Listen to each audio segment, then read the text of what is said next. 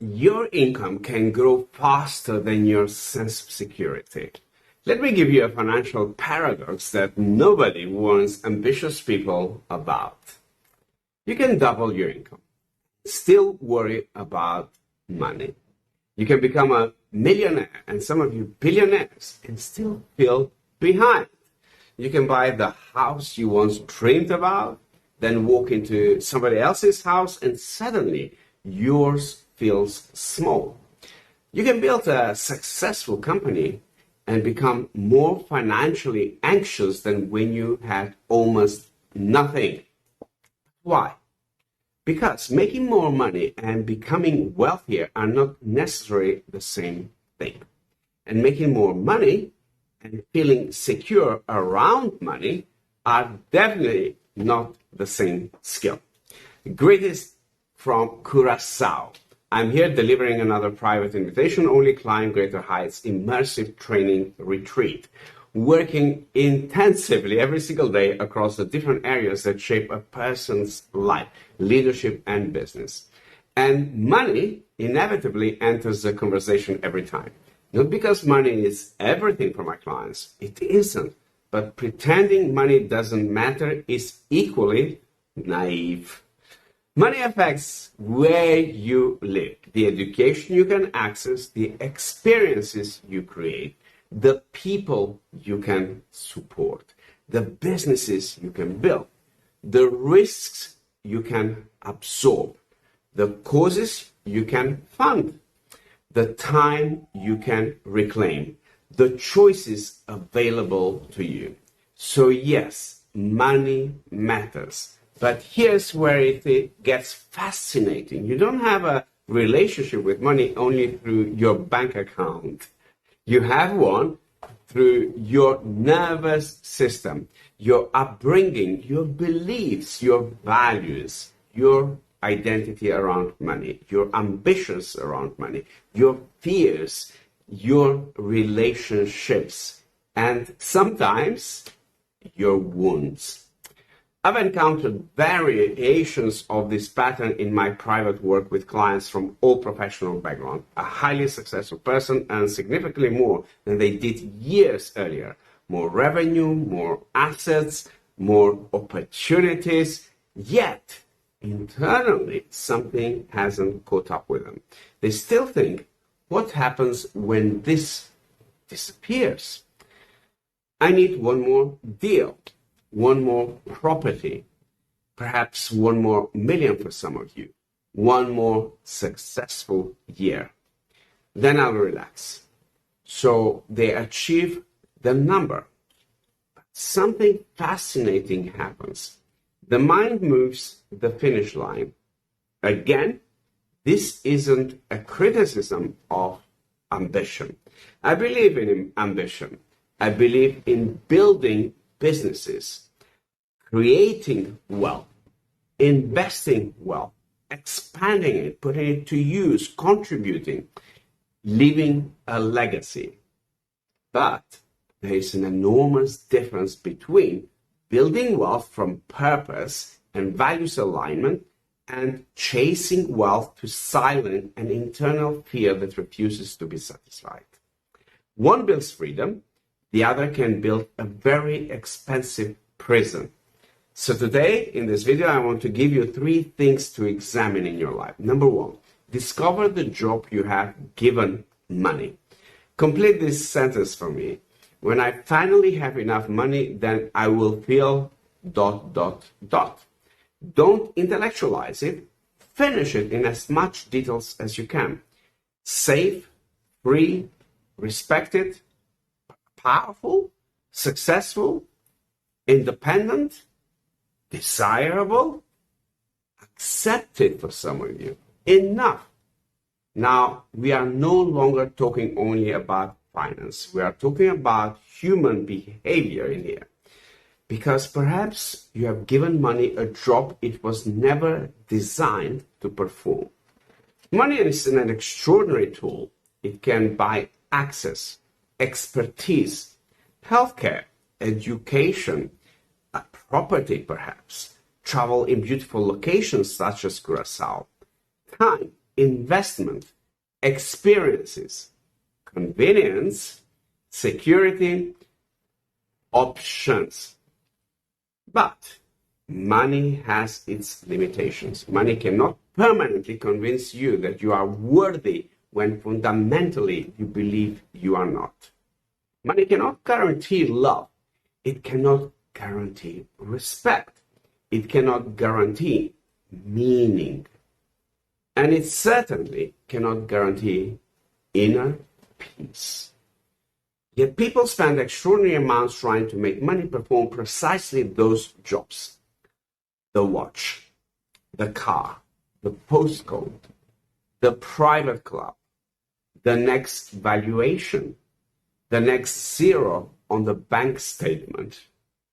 Nothing wrong with enjoying beautiful things. I do too. Life is meant to be experienced, but there is a huge difference between I own this because I enjoy it and I need this so other people know I've succeeded. One is enjoyment, the other is outsourced self-worth. And outsourced self-worth has very expensive taste. Here's a spiritual principle worth considering. Whatever you require externally to prove your internal value eventually gains power over you, because now you cannot simply enjoy having it. You need it. And anything you psychologically need to validate your identity becomes very difficult to lose. That's where attachment begins. Not ownership, attachment. Own things, enjoy them, build them, but do not let them own your identity. Number two, stop confusing income, revenue, and wealth. Entrepreneurs, listen carefully to this one. Someone says, my company turns over 10 million. Great, wonderful. My next question to my client would be, what's the margin? What's the cash position? What's the debt? How concentrated is the customer base? How dependent is the company on you? What happens when revenue drops, let's say 30%? How much personal wealth exists outside the company? How liquid are you? What risks are concentrated in one asset, one business, one geography, or one person? Because revenue is not profit. Profit is not cash. Cash is not necessarily wealth. And wealth isn't simply a number you imagine. I'm not providing investment, tax, or regulated financial advice in here. Those decisions belong with appropriately qualified professionals who do a better job than me. I'm talking about the behavioral architecture surrounding money. Because you can earn, let's say, 500,000 a year and spend 580,000 a year. Your Instagram looks rich. Your nervous system knows the truth. You can own millions in assets and have almost no liquidity. You can have an enormous business valuation and be completely dependent on one client. You can look wealthy and have built a financial house of cards. This is why I want you to stop asking only, how much do I earn? A great thing to ask is, how resilient is the financial life I am building? That's a better question that leads to better answers. And this becomes especially important in the age of AI, because AI is going to create enormous opportunities, and it has created for many of us new businesses, new industries, new fortunes, new efficiencies, and also massive disruption. Some roles will absolutely change. Some will disappear. Business models will change. Competitive advantage will compress. Skills that once commanded premiums may become commoditized. So the future question isn't simply, how much can I earn, Tony? It's, how adaptable is my ability to create value?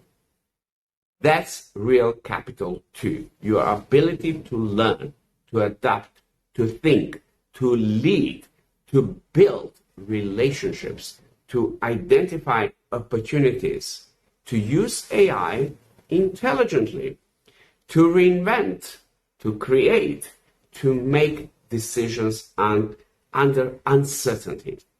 Your human capital does matter. Your intellectual capital matters. Your relationship capital matters. Your reputational capital matters. Your financial capital matters. And your spiritual capital, your ability to remain anchored in meaning rather than merely status, matters too. That's why I don't look at wealth as one isolated number when I work with clients. A wealthy life has an ecosystem around it. Number 3, define enough before the world defines it for you. This may be the hardest exercise you can do. What is enough for you? Not when should I stop growing? That's not the question. You can continue growing for your entire life.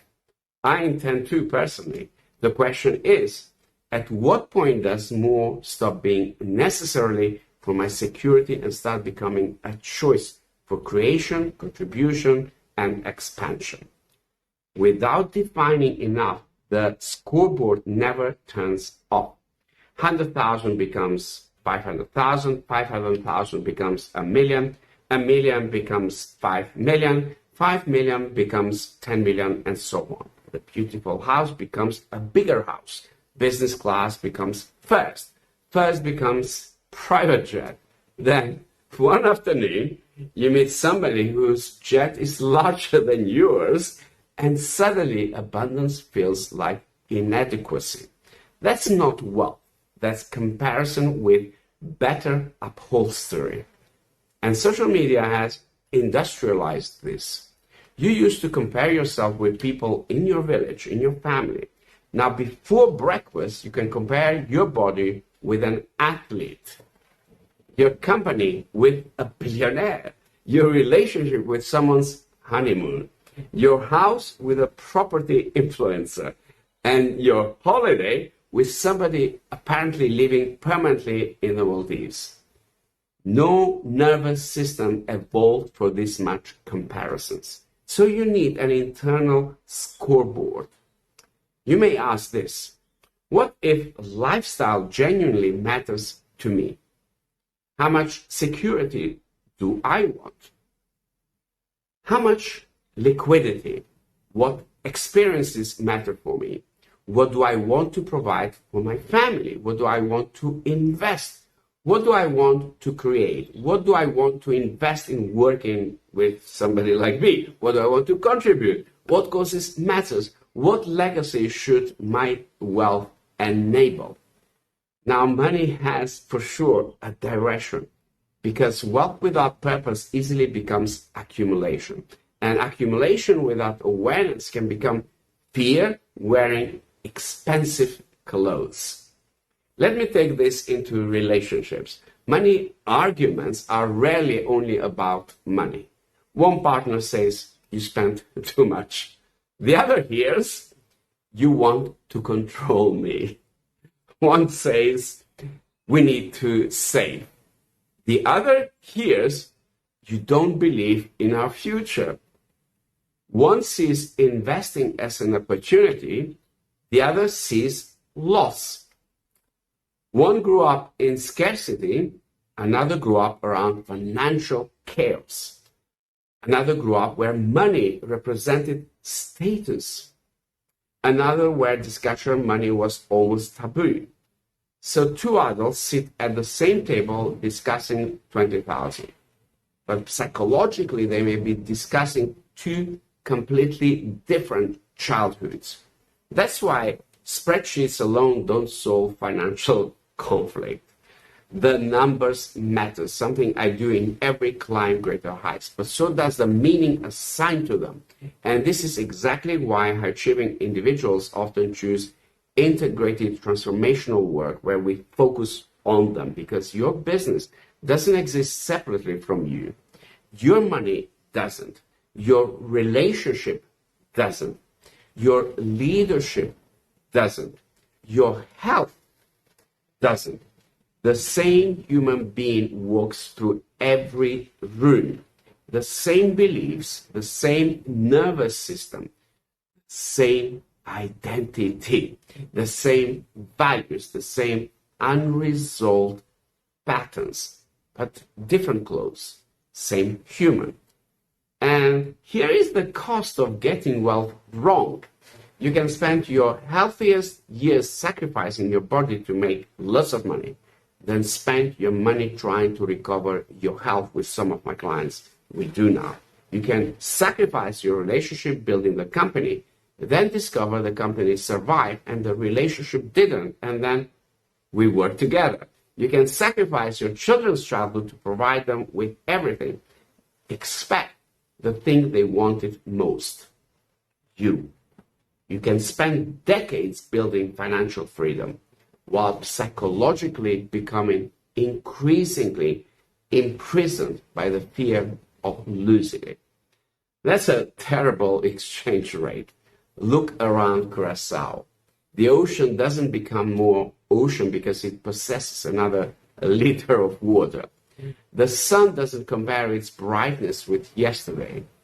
Nature expands, contracts, gives, receives, changes. There's a rhythm. And that reminds me of something. Wealth isn't only how much you possess. It's the quality of choices your resources allow you to exercise without betraying what you value. That's a definition worth stating. So here's your exercise. Take a piece of paper tonight. Answer these 4 questions I ask every client. What does money mean to me? What emotional drop have I unconsciously given money? What does enough genuinely mean for the life I want? And what is my wealth ultimately for?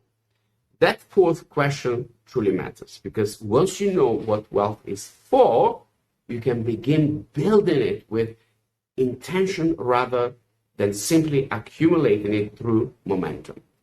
Those of you who want to begin independently, my books, A Path to Wisdom, The Unpickable Code, A Path to Excellence, #Loneliness, Crime, Greater Heights, Entrepreneurial Journey, explore different dimensions of values, identity, behavior, success, and human potential. Don't simply read them. Use them as your mirrors in everyday life. Underline what irritates you. That's often where something interesting is hiding. And those of you managing significant businesses, wealth, leadership, responsibility, or major life transitions already understand something. At certain level, the quality of your decisions matters more than the quantity of information you consume. That's why high-achieving individuals choose to invest in my private yearly advisory and tailored transformational work such as this, Climb Greater Heights. Not because they need somebody to tell them how to live.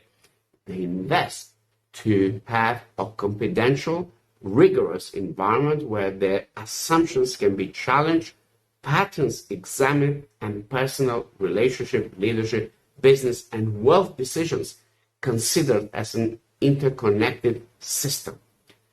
My invitation-only 5-day Climb Greater Heights immersive training retreat takes that work into an intensive environment away from habitual distractions. It is deliberately not designed for everyone.